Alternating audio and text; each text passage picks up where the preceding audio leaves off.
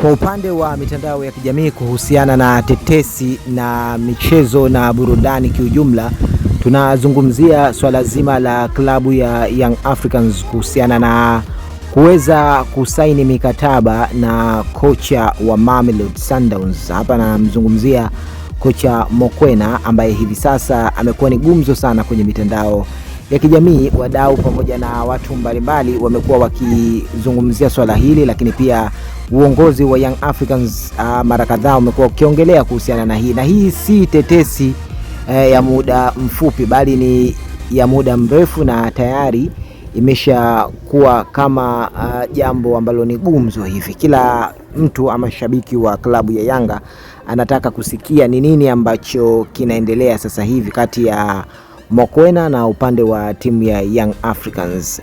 Sasa majibu rasmi bado hayajakaa katika mfumo wa moja kwa moja, lakini swala zima ambalo mpaka hivi sasa lina uhakika kwa 50% ni ya kwamba Young Africans walifanya approaching ya kocha Mokoena. Yani tunajua vile ambavyo klabu ya Yanga hivi sasa iko moto sana, na matamanio makubwa ya uongozi pamoja na mashabiki ni kuona Young Africans yenye makombe mengi sana.